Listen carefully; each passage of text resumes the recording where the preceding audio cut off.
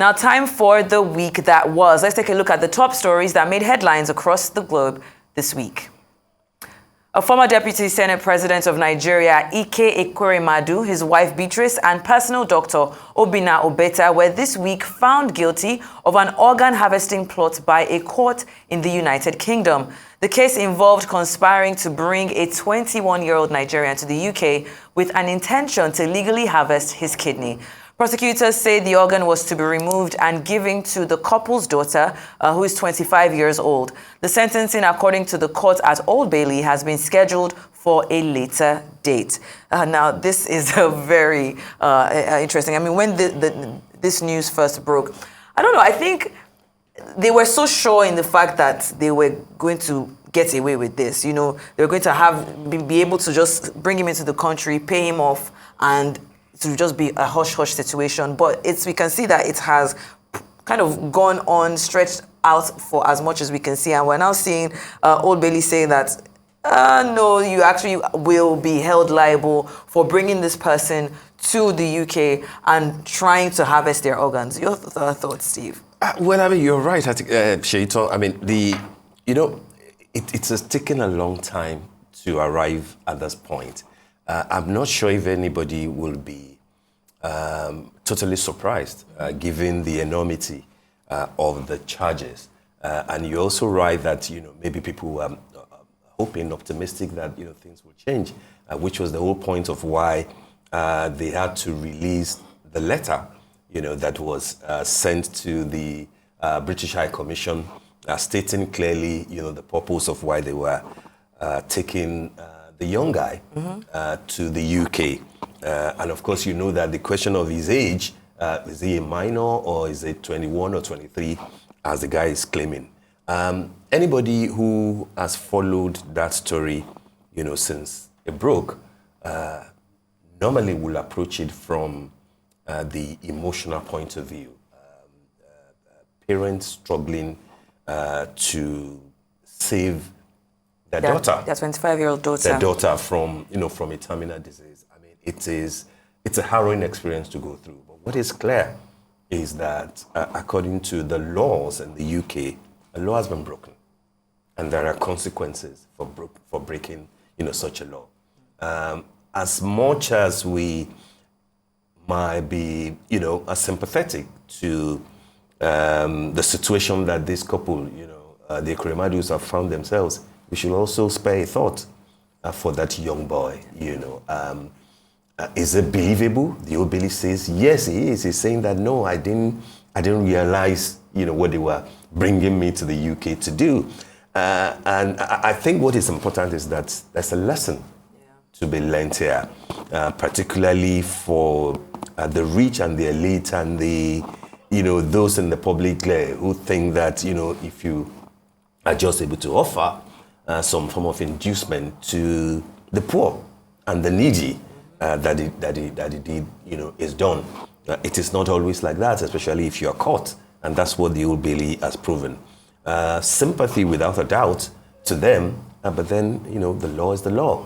A lot of people have made the argument that if it were to be in Nigeria, look at what would have happened. They would have gotten away with it. Maybe the case will not have even dragged to this extent. Who will have been able to speak for the boy, for the poor boy? People are saying, okay, now does it mean that the guy, his life will have changed, dramatically? Will he fight for asylum? Will he, and stuff like that? That is not the issue.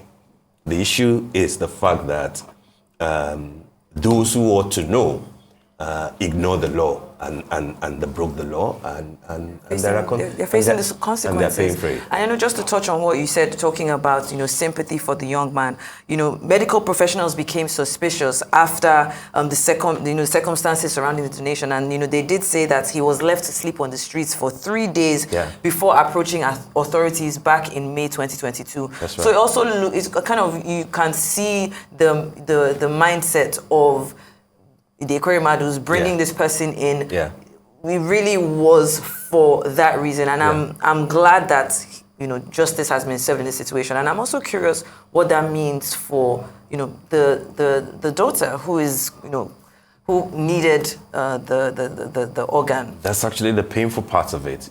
At 25, she will have to be on queue. You know how it works with the NHS, and everything in the UK. She probably will have to be on queue. It is not a crime to donate organ, but it cannot be solicited. It can't be paid for.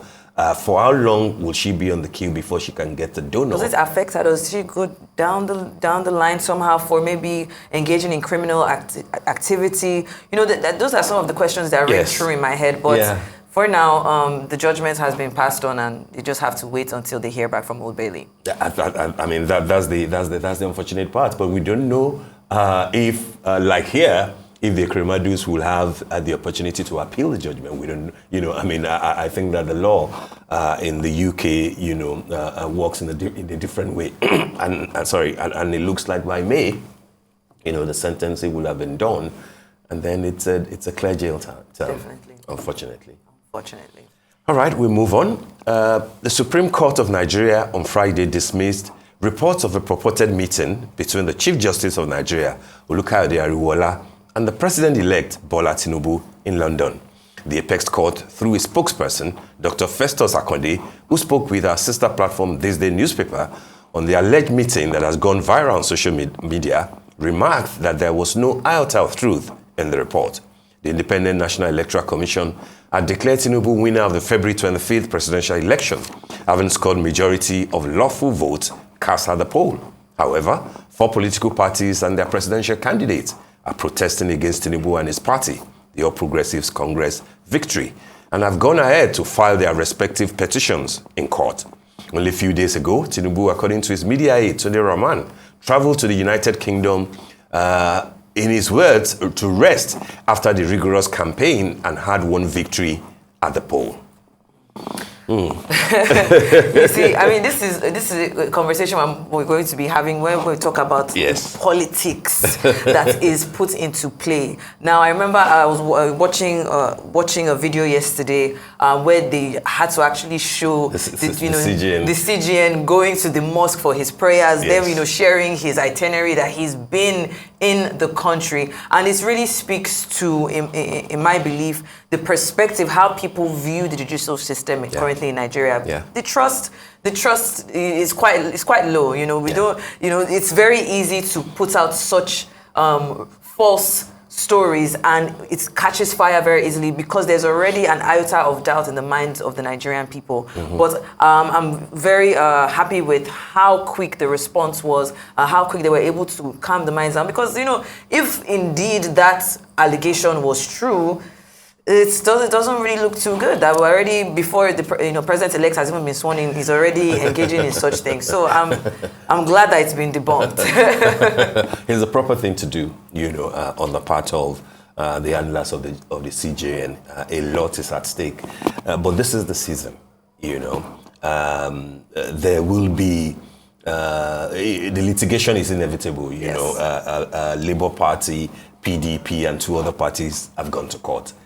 Ultimately, the case from appeal court will most likely land, at the Supreme Court. And it is, the CJN, Justice Ariwoola, who will, if you like, select, the justices that will, sit in judgment in this matter. And it's such an important figure. So people will be curious. People will, if you like, put him under scrutiny. Given that these are the times, that we are in. And I think what fueled it is the fact that the candidate of the, he's the president-elect. He's the president-elect now, Asiwaju Bola Ahmed Tinubu, is out of the country. But thankfully it was, announced, even though he had left before it was announced, that he will be in France to rest and to prepare for his duties. Prepare for transition. Yes. He will observe the Umrah, in Mecca, and he will also be in the UK to rest after all the tough campaigning season and everything. And then people saw all of a sudden the picture of Justice Ariwoola, being wheeled. 2 and 2 together. They put 2 and 2 together. I mean, it's not.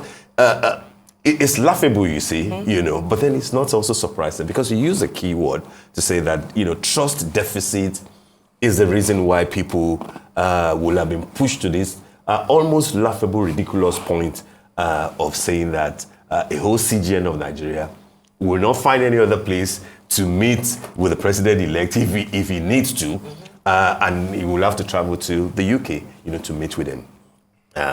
What this says to me is that people are concerned, people are worried, people are watching. People are watching. They're on the alert, and you also have to understand that because of the approach that this CJN has taken over time, sometimes engaging with his critics and issuing a statement, and then the mere fact that the other time that he was with Governor of Rivers State at a dinner, and people were like, this is the CGN, he looks like this, could he be like this? A gentleman is frolicking, with politicians and people in government. So people are watchful, people are, on the alert. Yes. And I don't think that anything is wrong with that. But then to now begin to put 2 and 2 together just on the basis of... To get 22, not 4.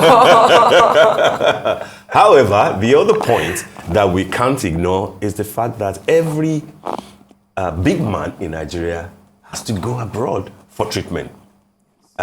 We had talks about what was it called, the kneecap surgery or something that he had in the UK. I mean, most everybody traveled out of Nigeria to look after their health. These are the issues that Nigerians Steve, that's a whole different ballgame. We want to talk about the healthcare infrastructure and what that means, of course, for the Nigerian people. But let's move on now to the next story. The Labour Party presidential candidate Peter Obi has filed a petition challenging the result that saw Bola Tinubu of the All Progressives Congress declared the winner of the February 25th presidential election.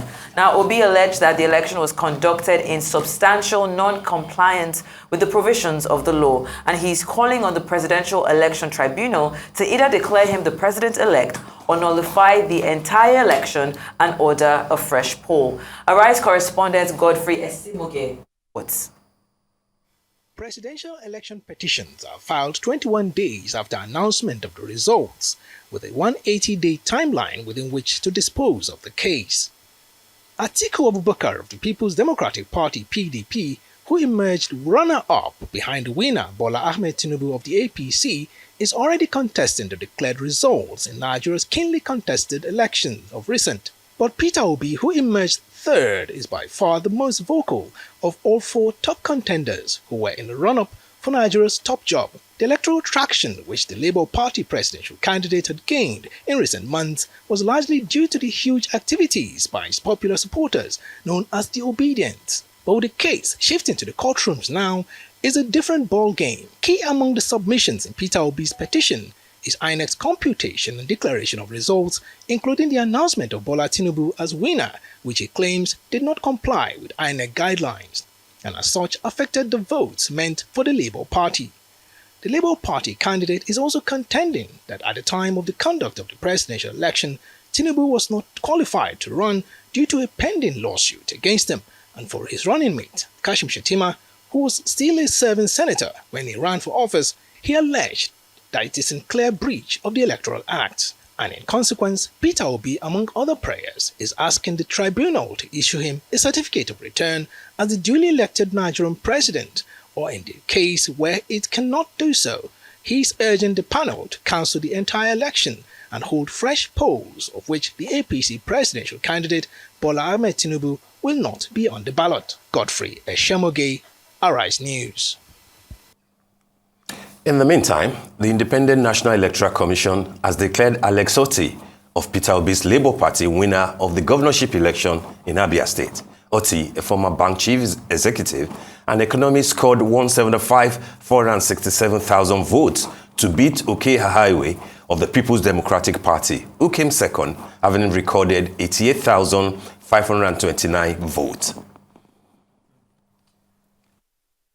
Otti Alex, chairman of Labour Party, having satisfied requirements of the law, is hereby declared the winner and is returned elected.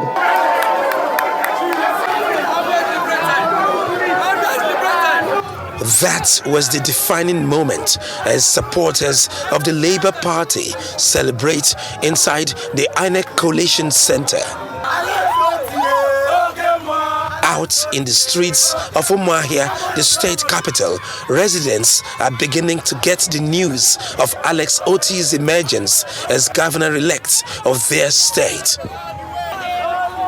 For them, it's a new dawn in the history of Abia, a state with a popular slogan, God's own state. The new governor-elect of Abia State, Dr. Alex Oti, is the wish of the people. This is the first time that the will of the people at the polls is being made manifest. The first time we are having a real change of power in Abia. We are reinventing Abia today, and I believe honestly that we are going to get a better Abia from now on. And God will help us to accomplish all our promises during the campaign. Alex Oti is capable of salvaging and liberating this state. What all of us joined hands together to fight. Now that we have gotten a team leader that will lead the team and pilot people out of frustration, to God be the glory. God has overthrown them. Light has overtaken darkness. And I believe that Abians will see light this time around. And I want to congratulate His Excellency Dr. Alex Oti for this victory.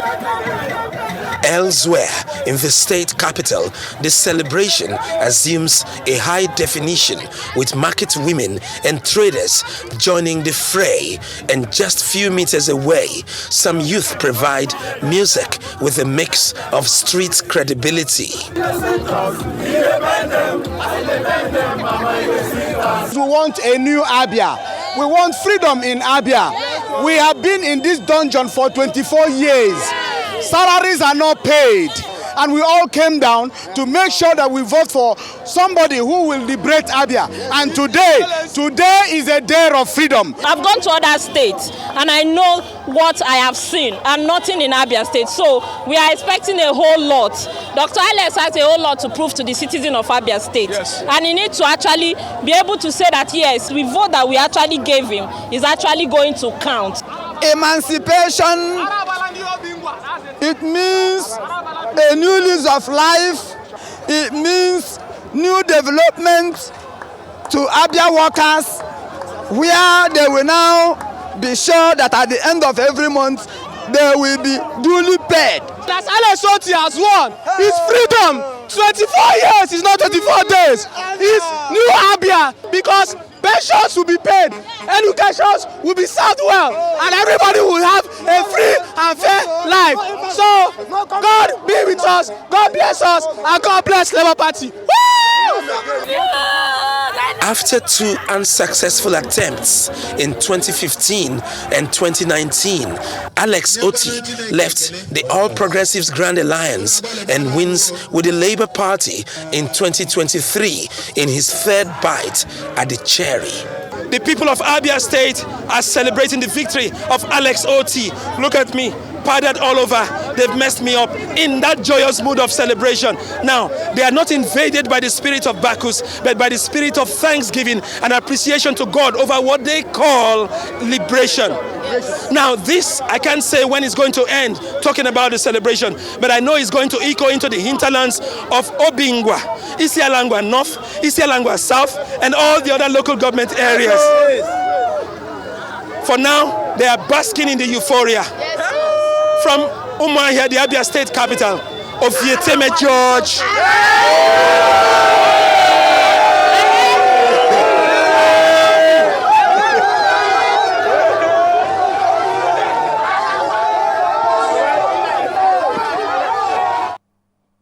It's all two interesting stories there. Just starting with the most recent story. Yes. I mean, you could just feel, that's an excellent report, of course, from Ekweremadu George. You can just feel the euphoria bursting out from the screen. Somebody on there said 24 years is not 24 days. I mean, we know about the history, you know, PDP's history in Abia State, and just looking at the fact that under Labour Party, Alex Oti was able to defeat the PDP candidate 175,000 votes to 88,000 votes. So, you know, the people wanted this person, and that's who they got. And that's what I believe elections should be like. Yeah, I mean, you're very correct. It's a landmark victory for Alex Otti himself and, of course, for the good people of Abia State.